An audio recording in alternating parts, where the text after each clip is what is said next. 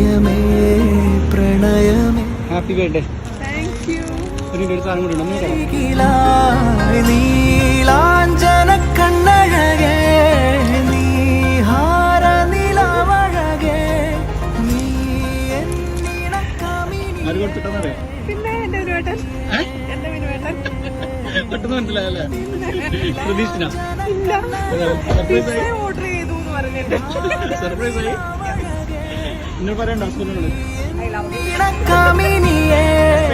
Surprise. Okay ശരി, happy അല്ലേ? Okay happy birthday.